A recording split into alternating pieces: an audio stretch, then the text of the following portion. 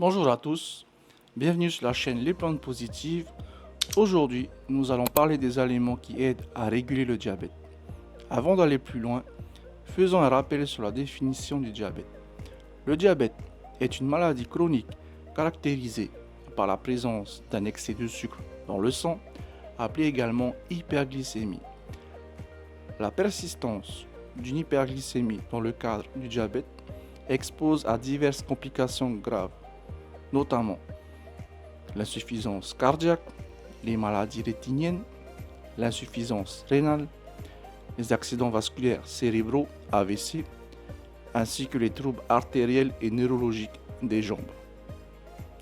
J'ai moi-même des prédispositions de diabète, je suis en surpoids depuis 2 ans. Aujourd'hui, je prends soin de moi, je m'efforce de contrôler au mieux mon indice glycémique, mon IG.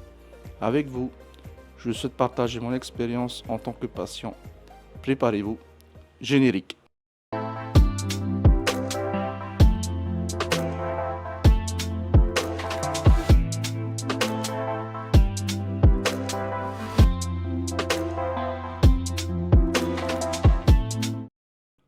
Premier de la liste, l'oignon.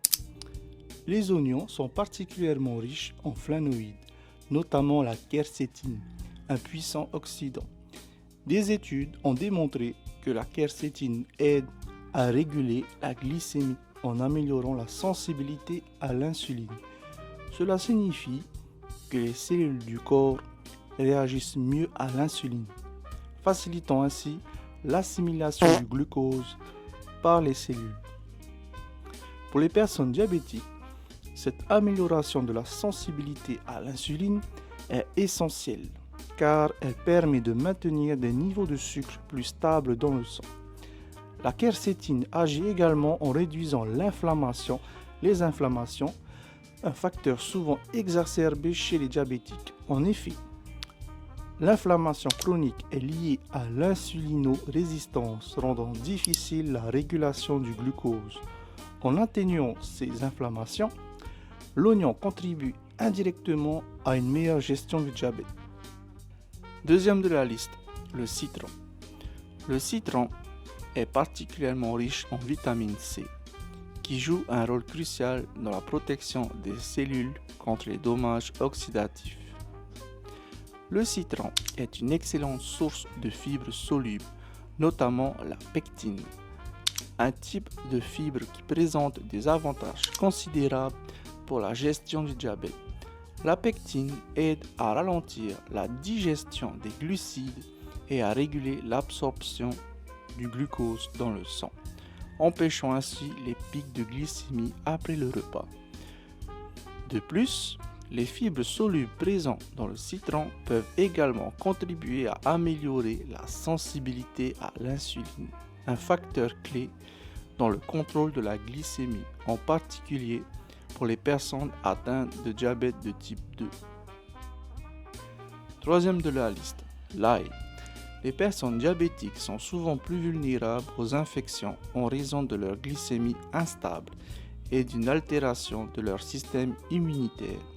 L'ail possède des propriétés antibactériennes puissantes agissant contre les bactéries, virus et champignons. Ces propriétés sont principalement attribuées à l'allicine, qui est capable de lutter contre divers pathogènes.